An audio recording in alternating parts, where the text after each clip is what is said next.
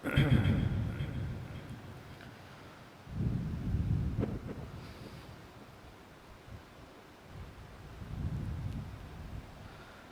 لله نحمده ونستعينه ونستغفره ونؤمن به ونتوكل عليه ونعوذ بالله من شرور أنفسنا ومن سيئات أعمالنا من يهده الله فلا مضل له ومن يضلله فلا هادي له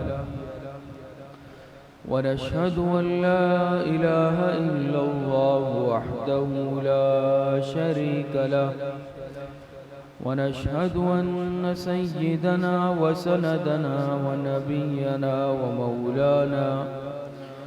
ومولانا محمدا عبده ورسوله وصلى الله تعالى على خير خلقه محمد وآله وأصحابه أجمعين أما بعد فأعوذ بالله من الشيطان الرجيم بسم الله الرحمن الرحيم قال رسول الله صلى الله عليه وسلم المسلم من سلم المسلمون من لسانه ويده صدق الله العظيم. تمام حضرات ایک مرتبہ درود شریف پڑھ لیں.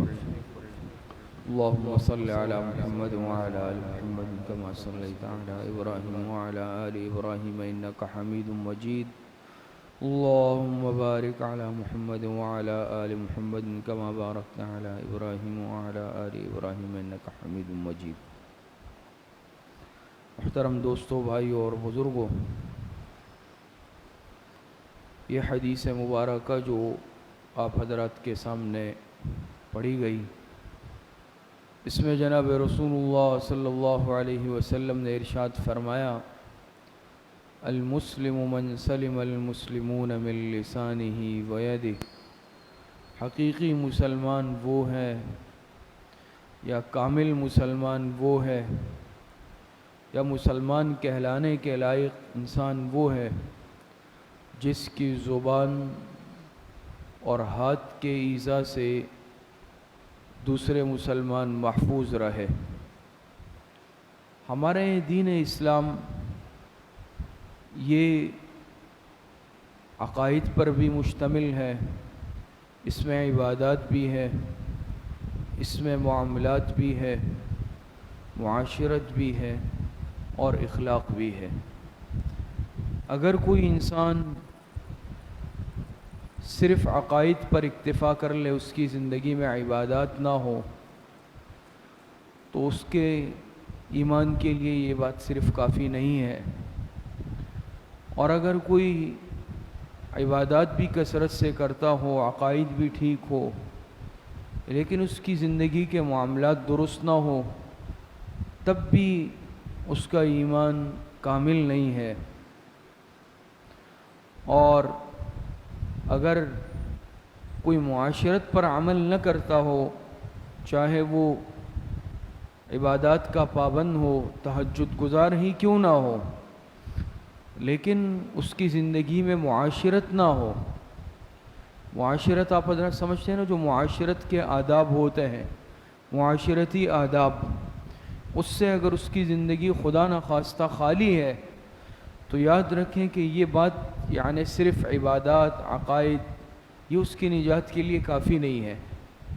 ایک حدیث مبارکہ میں آتا ہے، حضور علیہ السلام سے پوچھا گیا، کسی نے پوچھا اللہ کے رسول، ہمارے پڑوس میں ایک ایسی خاتون رہتی ہے جو بہت عبادت گزار ہے، تہجد گزار ہے، لیکن اس کی ایذا سے اس کے پڑوسی محفوظ نہیں ہے،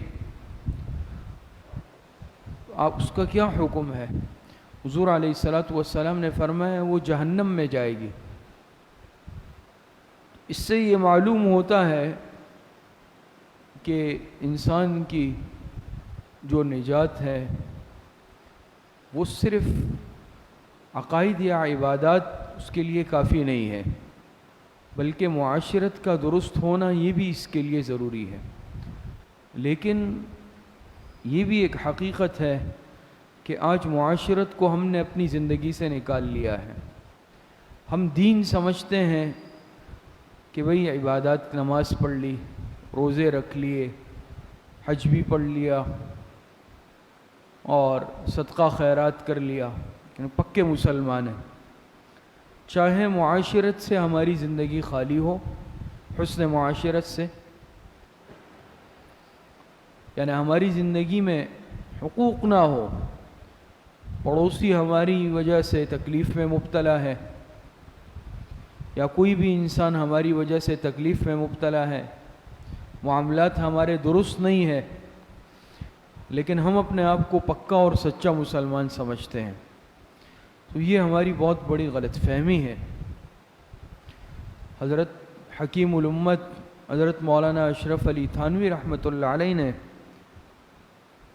معاشرت کے آداب کو زندہ کیا، اور باقاعدہ جتنے انسان کی روزمرہ کی زندگی کے معاشرتی آداب ہوتے ہیں، حقوق ہوتے ہیں، ان سب کو حضرت تھانوی رحمۃ اللہ علیہ نے باقاعدہ کتابی صورت میں جمع کیا، اور آداب المعاشرت کے نام سے آج بھی وہ رسالہ، وہ کتاب ملتی ہے۔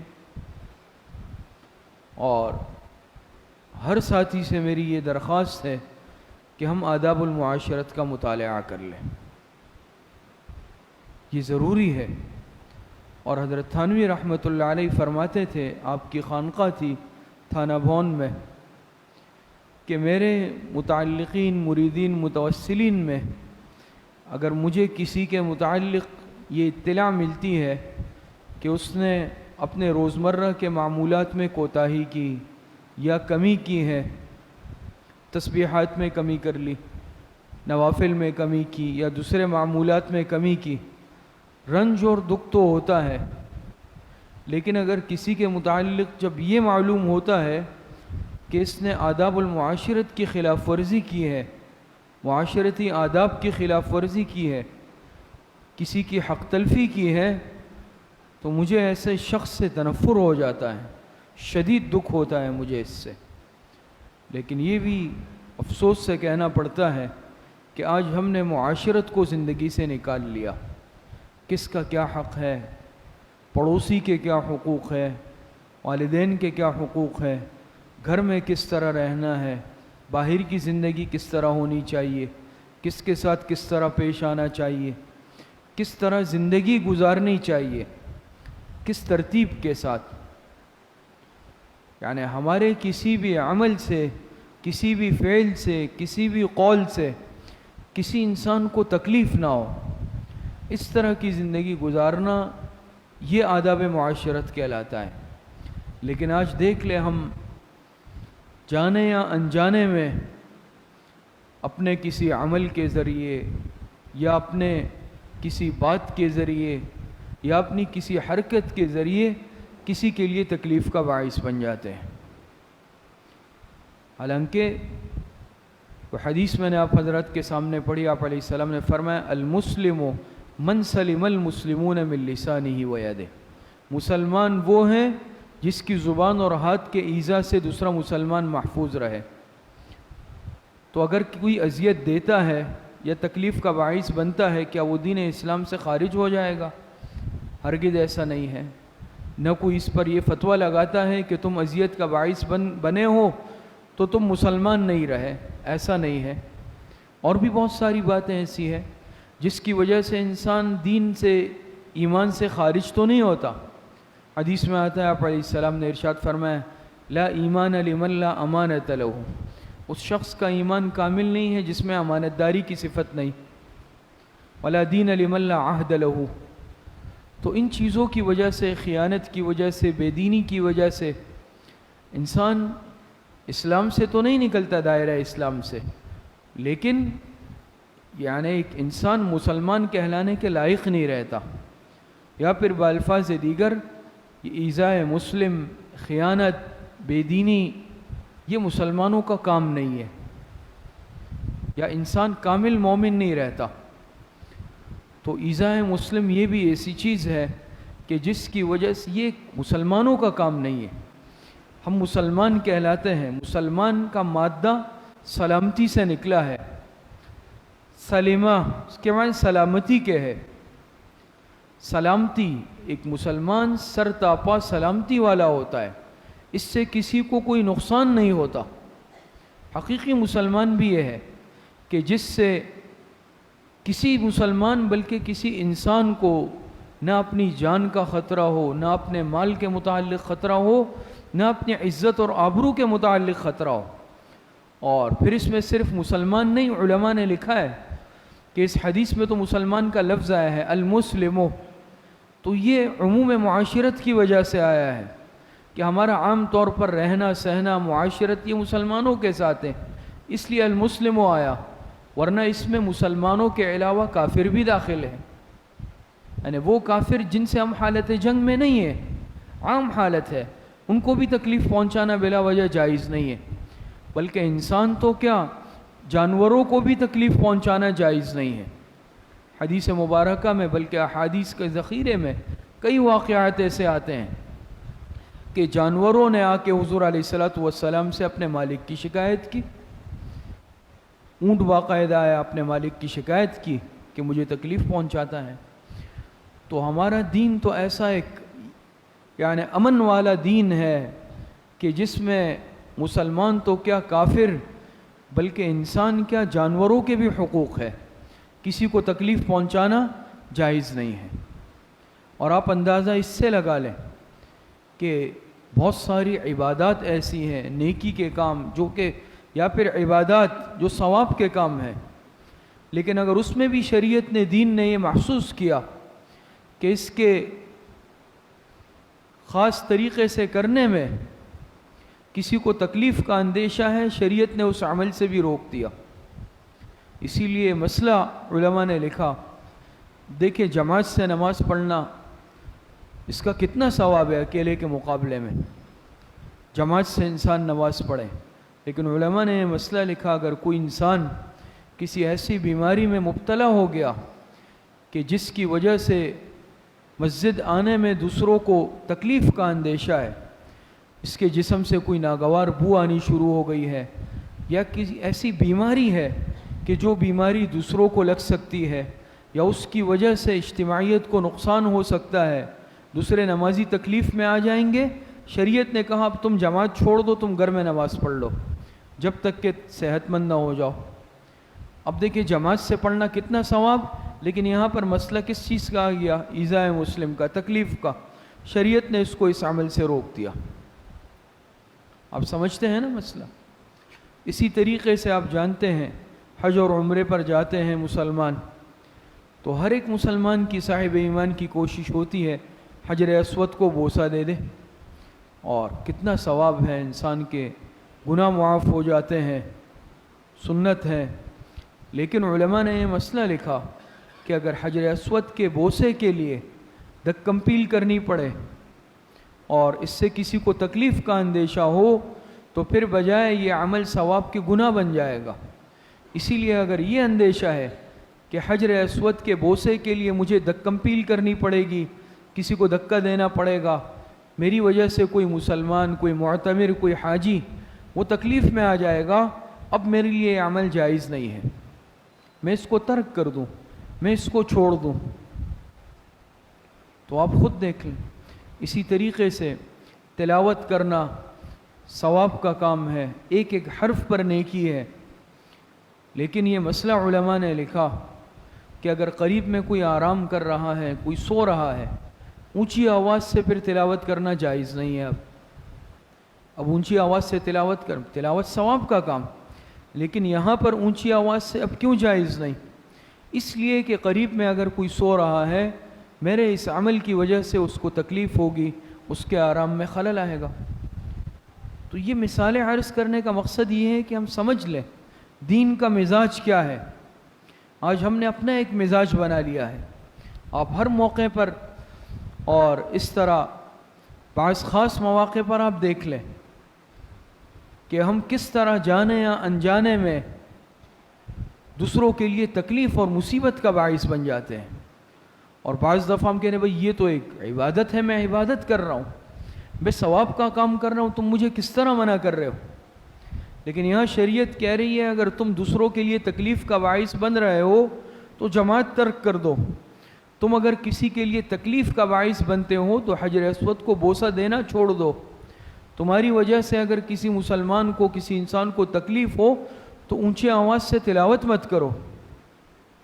جناب رسول اللہ صلی اللہ علیہ وسلم جب تہجد کے لیے رات کو بیدار ہوتے تھے، آپ کے اٹھنے کا انداز کیا تھا؟ آپ کو معلوم ہوگا، روایتوں میں آتا ہے جناب رسول اللہ صلی اللہ علیہ وسلم رات کو جب تہجد کے لیے اٹھتے، حضرت عائشہ رضی اللہ تعالی عنہا یا دوسری ازواج مطہرات میں سے کوئی قریب میں آرام کر رہا ہوتا تو حضور علیہ السلام اتنی آہستگی سے، خاموشی سے اٹھتے کہ آہٹ بھی محسوس نہ ہو، اور اٹھنے کی وجہ سے کہیں یعنی زوجہ محترمہ کی نیند خراب نہ ہو جائے. اب دیکھیں اگر رات کو میں اٹھ رہا ہوں، چلو بھئی اگر کبھی اٹھ گیا ایک دن تہجد کے لیے تو ساری لائٹیں کھول دی، وہ شور شرابہ مچا دیا کہ سب گھر والوں کو اٹھا دیا، پورا گھر سر پہ اٹھا دیا. پھر اگر کسی نے ناراضگی کا اظہار کیا، میں کہوں گا بھئی تہجد سے مجھے روکتے ہو، خود بھی نہیں پڑھتے، مجھے بھی نہیں پڑھنے دیتے. ضرور پڑھیں لیکن ایک ترتیب کے ساتھ. یہ بات یاد رکھ لیں میری، کسی بھی عبادت کو اذیت کا ذریعہ نہ بنائیں. ثواب کے کام کو یا عبادت کو کسی کے لیے اذیت نہ بنائیں. آج ہم اذیت بنا دیتے ہیں. بیسیوں مثالیں اس کی ہمارے سامنے. حج اور عمرے کے لیے بعض دفعہ ہم جاتے ہیں تو بعض دفعہ کہیں بھئی اب دھکم پیل کر رہے ہیں تو ہم بھی دھکم پیل میں لگ گئے، بھئی اس نے مجھے دھکا دیا میں بھی اس کو دوں گا. طواف چل رہا ہے یا بھئی حج کے ارکان چل رہے ہیں، وہاں بھی میں نے دھکم پیل شروع کر دی. اب پھر جگہ مقام کیسا ہے، کتنے احترام والا ہے.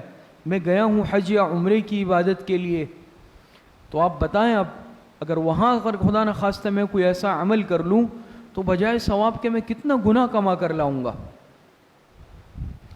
لیکن آج ہم بعض دفعہ کیا کر لیتے ہیں نادانی میں، اپنی عبادت کو دوسروں کے لیے اذیت کا باعث بنا کر بجائے ثواب کے الٹا گناہ کما لیتے ہیں. بہت ساری مثالیں ایسی ہیں. تو دیکھیں شریعت کا کیا مزاج ہے. سلام کرنا، صاحب ایمان کو نیکیاں ملتی ہیں اور یہ ایک دعا ہے سلامتی کی، السلام علیکم ورحمۃ اللہ وبرکاتہ، یعنی تم پر سلامتی ہو، اللہ پاک کی رحمت ہو اور برکتیں نازل ہو. سلام کرنا ثواب ہے نا، جواب دینا واجب، سلام کرنا سنت ہے، سلام کا جواب دینا واجب ہے. لیکن یہ مسئلہ لکھا ہے علماء نے، آداب میں سے ہے کہ اگر انسان کہیں مجلس میں جائے اور لوگ کھانا کھانے میں مصروف ہیں یا کوئی کھانا کھا رہا ہے، اب آداب میں سے ہے کہ اس کو سلام کرنا مکروہ ہے، مناسب نہیں ہے، پسندیدہ نہیں ہے. کیوں؟ یہ ایک عمل کے اندر منہمک ہے اور ہو سکتا ہے سلام کے، اب سلام کریں گے جواب دینا تو واجب ہے، اس کے اس عمل میں خلل واقع ہوگا. شریعت نے کہا کہ ابھی سلام مت کرو، سلام کرنا مکروہ ہے، انتظار کر لو. اسی طرح اگر کوئی تلاوت میں مصروف ہے تو شریعت کہتی ہے کہ اب سلام مت، سلام ثواب کا کام ہے، دعا ہے، اس پر نیکی ملتی ہے، لیکن اگر کوئی تلاوت کر رہا ہے تو سلام مت کرو. اور یہاں تک کہ اگر کوئی ایسی مجلس ہے، دینی مجلس ہے، اہم مجلس ہے، جس کو سب توجہ کے ساتھ سن رہے ہیں، سب کی توجہ اس ایک جانب مبذول ہے، تو ایسے اجتماع کو بھی سلام کرنا علماء نے مکروہ لکھا ہے کہ ان کے اس اجتماعیت میں، سننے میں خلل واقع ہوگا. تو شریعت نے کہا بھئی ابھی ایسے وقت میں سلام بھی مت کرو. تو دیکھیں شریعت نے کتنے آداب بتلائے ہیں. لیکن اگر میں اپنی ترتیب پر چلوں اور کہوں کہ بھئی تم مجھے اس عمل سے روک رہے ہو، مثال کے طور پر ابھی عید قربان گزری ہے، اب مثال کے طور پر میں قربانی کے لیے جانور لے آیا. قربانی سنت ابراہیمی ہے، صاحب استطاعت مسلمان پر فرض ہے. لیکن اگر میں اس میں کوئی ایسا عمل کر ڈالوں جس کی وجہ سے اگر کسی مسلمان کو، راستے پہ چلنے والے کو، پڑوسی کو یا کسی کو بھی تکلیف ہو، تو میں اپنی اس عبادت کو اذیت کا باعث بنا رہا ہوں. میں جانور لے آیا، لا کے دوسرے کے دروازے کے آگے باندھ دیا. اس نے کہا بھئی ایسا کیوں کر رہے ہو، یہ تو میرا راستہ ہے. کہا بھئی قربانی کا جانور ہے، تمہیں کیا تکلیف ہے، یہ جائز ہے.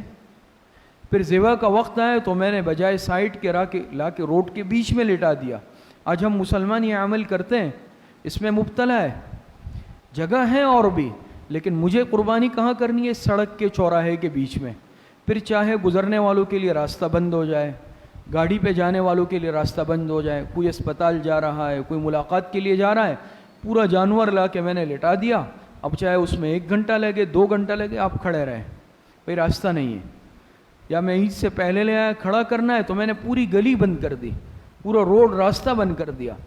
قربانی سنت ضرور ہے، لیکن اس کا یہ مطلب نہیں ہے کہ میں اس عبادت کو آپے سے باہر ہو کر کسی کے لیے اذیت کا باعث بنا دوں۔ ہر چیز کی حدود اور قیود شریعت نے مقرر کیے۔ یہ قربانی اب سے نہیں، یہ پہلے سے ہو رہی ہے، یہ حضرت ابراہیم علیہ السلام کی سنت ہے، اور یہ اس زمانے سے چلی آ رہی ہے۔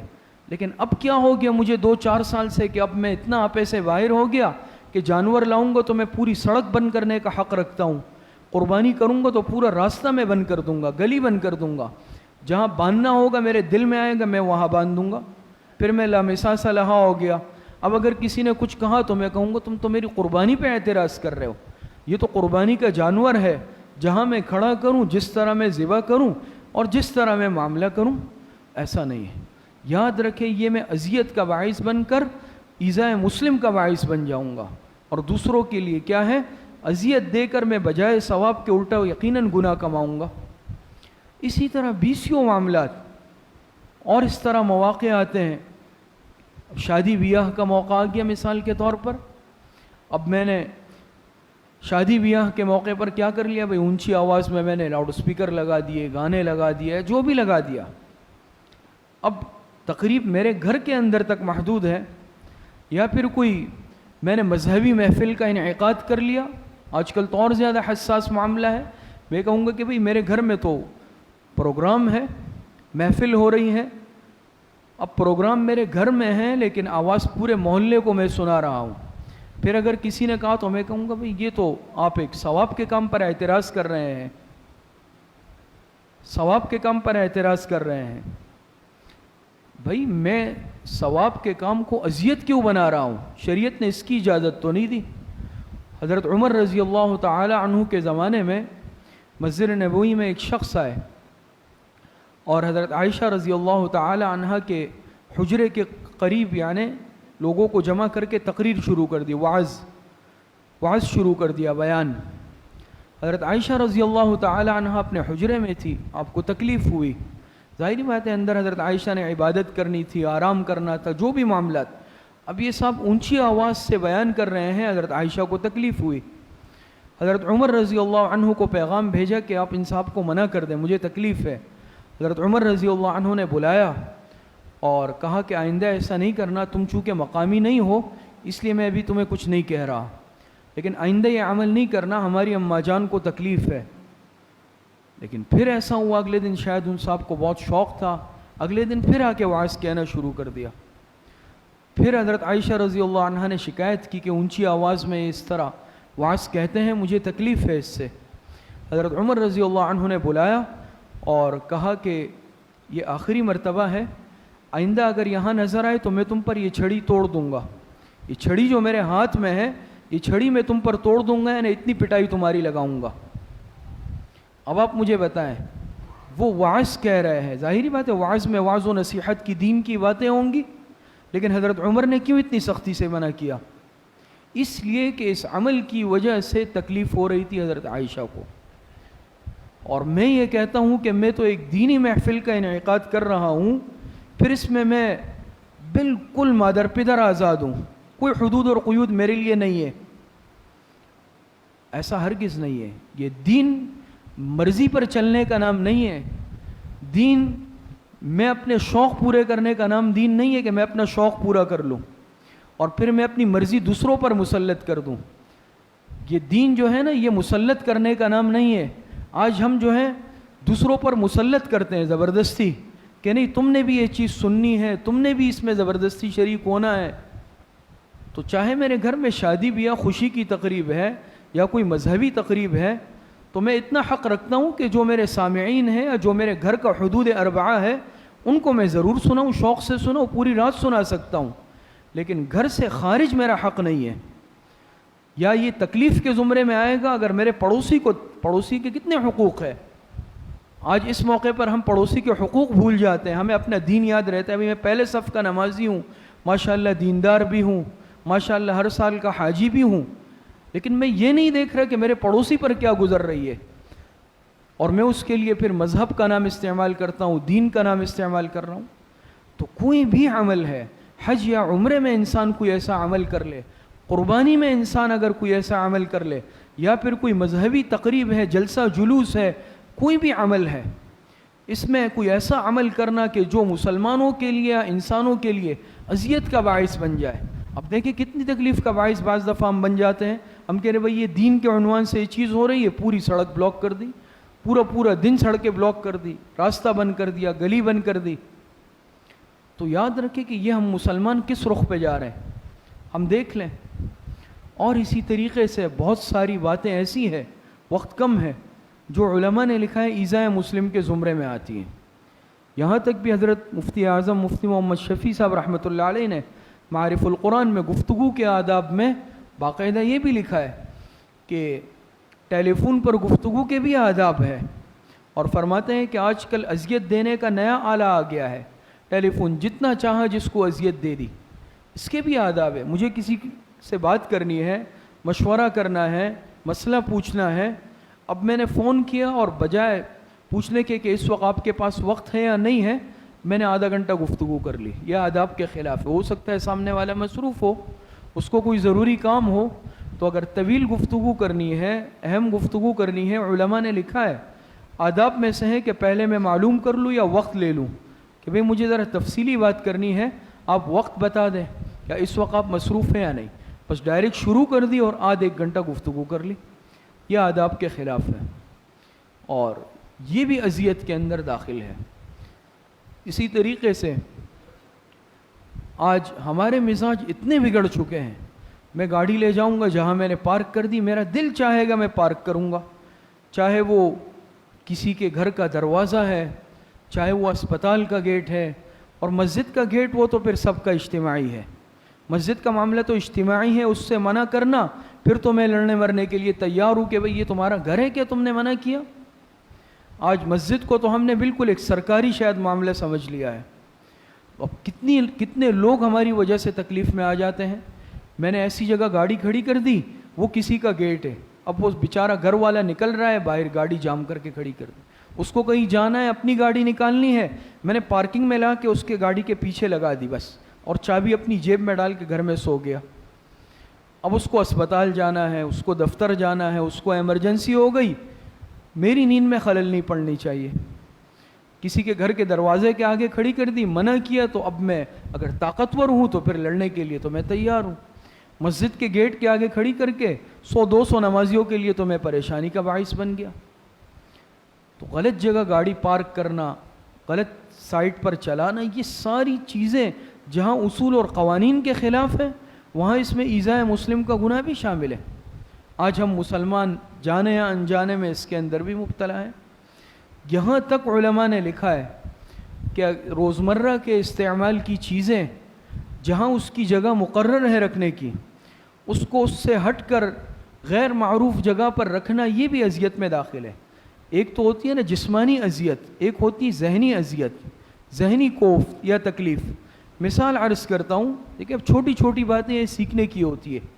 حضرت تھانوی رحمۃ اللہ علیہ نے اس کو آداب المعاشرت میں جمع کیا ہے. مثال کے طور پہ گھر میں تولیے کی ایک جگہ ہے یا صابن کی ایک جگہ ہے, وہ مقرر ہے. اب جو بھی فرد جاتا ہے اس کو پتہ ہے کہ یہ صابن یہاں رکھا ہوا ہے, یہ تولیہ یہاں رکھا ہوا ہے, چائے کا یہ ترموس یہاں رکھا ہوا ہے. میں نے استعمال کیا, میں نے اٹھا کے بالکل کہیں اور رکھ دیا. اب کوئی اور فرد آیا گھر کا, اب وہ اس کو 20-25 منٹ تلاش کر رہا ہے. اب ایک ذہنی اذیت تو ہے نا تلاش کرتے ہوئے. وہ کیوں ہوا؟ وہ میری وجہ سے ہوا کہ میں نے اس کو اس کے جو رکھنے کا مقام یا جگہ تھی اس سے ہٹا کے میں نے اپنی مرضی کی جگہ پہ رکھ دیا. اب کوئی تلاش کر رہا ہے تو کرنے دیں. آج ان چیزوں کا ہم میں اہتمام نہیں ہے. اسی طریقے سے اب میں مسجد نماز پڑھنے آیا, اور اب طریقہ تو یہ ہے اگر جماعت ہو چکی ہے یا میں سنتیں پڑھ رہا ہوں کہ انسان آ کے یا تو پہلی صف میں پڑھ لے کہ آگے سے گزرنے کی کوئی وہ نہ ہو کسی کو پریشانی، یا پھر کسی سترے کے پیچھے، پلر کے پیچھے، ایسی جگہ جہاں کسی کو گزرنے کی تکلیف نہ ہو۔ لیکن اگر میں آیا اور میں وہاں صحن کے آخری صف میں کھڑا ہو گیا، نیت باندھ کر آرام سے آنکھیں بند کر لی اور میں کھڑا ہوا ہوں خشوع خضوع کے ساتھ، اب کوئی نمازی آ رہا ہے، اس کو وضو کے لیے جانا ہے، مسجد آنا ہے، اب وہ کہاں سے گزرے؟ یا تو وہ بہت ہی لمبا چکر لگا کر گزرے، اور یا پھر وہ گناہ کا ارتکاب کر کے میرے آگے سے گزر جائے۔ اب اس کی مجھے پرواہ نہیں ہے، میں کسی نے کہا، میں کہوں کیوں یہ مسجد نہیں ہے کیا؟ آج یہ ہم جواب دینے کے لیے ہم تیار بیٹھے، ہمارے پاس ہر چیز کا جواب ہے۔ اگر کسی نے کہا بھائی ذرا آپ سترے کے پیچھے، ستون کے پیچھے نماز پڑھ لیں، کیوں بھائی یہ آپ کی مسجد ہے، یہ اللہ کا گھر نہیں ہے، جہاں میں پڑھ رہا ہوں یہ مسجد کی حدود نہیں ہے؟ ضرور ہے، لیکن یہ آداب کے اور انسانیت کے خلاف میں عمل کر رہا ہوں، یہ ضرور ہے، میں ایذاء مسلم کا باعث بن رہا ہوں۔ آج اس چیز کو ہم نہیں دیکھتے، اور بہت ساری اس طرح چھوٹی چھوٹی باتیں ہیں، یہ آداب المعاشرت سے تعلق رکھتی ہیں۔ نماز، روزہ، عبادات، عقائد، معاملات اپنی جگہ، لیکن آج ہماری زندگی یہ معاشرت سے خالی ہوتی جا رہی ہے، آداب المعاشرت آج ہماری زندگی میں نہیں ہے۔ بہرحال خلاصہ یہ ہے کہ معاشرت یہ زندگی کا ایک حصہ ہے، اور دیکھیں قرآن کریم میں نماز کا بھی حکم ہے، روزے کا بھی حکم ہے، لیکن باقی تفصیلات احادیث میں ہیں۔ لیکن جہاں مسئلہ استیزان ہے، یہ معاشرت سے تعلق رکھتا ہے نا، گھر میں داخل ہونے کے آداب، داخل ہونے سے پہلے اجازت لینا، یہ تفصیلات 2 رکوع اللہ پاک نے نازل کیے تفصیل کے ساتھ، یہ معاشرت اتنا اہم ہے۔ تو بس آخر میں عرض کرنا ہے کہ آداب المعاشرت حضرت مولانا اشرف علی تھانوی رحمۃ اللہ علیہ کی ہر ساتھی خرید لے، رسالہ ہے بہترین، اور اس کو پڑھیں اور اس کو اپنی زندگی میں لائیں، اس پر عمل کریں، تو آپ دیکھیں گے کہ کبھی بھی کوئی ایسا عمل آپ سے سرزد نہیں ہوگا جو کسی کے لیے اذیت یا پریشانی کا باعث بنے گا۔ اللہ پاک صحیح عمل کی توفیق عطا فرمائے۔ الحمدللہ رب العالمین والعاقبۃ للمتقین والصلاة والسلام علی خیر خلقہ محمد وآلہ واصحابہ اجمعین۔ ربنا آتنا فی الدنیا حسنۃ وفی الآخرۃ حسنۃ وقنا عذاب النار۔ اے اللہ ہمارے صغیرہ کبیرہ ظاہراً باطناً چھوٹے بڑے ہر طرح کے گناہوں کو معاف فرما، ہماری توبہ کو قبول فرما لے۔ اے اللہ جتنے پریشان حال ہیں مسلمان، جس پریشانی میں مبتلا ہیں، اے اللہ سب کی پریشانیوں کو ختم فرما دے۔ جتنے بیمار ہیں، گھروں میں ہیں، اسپتالوں میں ہیں، جسمانی بیمار ہیں، روحانی بیمار ہیں، اے اللہ سب کو صحت کاملہ عاجلہ عطا فرما دے۔ جتنے اموات المؤمنین دنیا سے جا چکے ہیں، اللہ سب کی مغفرت فرما دے۔ ہماری دعاؤں کو اپنے فضل و کرم سے، فضل و رحمت سے اپنی بارگاہ میں قبول اور منظور فرما دے۔ وصلی اللہ وسلم علی نبینا محمد وآلہ واصحابہ اجمعین برحمتک یا ارحم الراحمین۔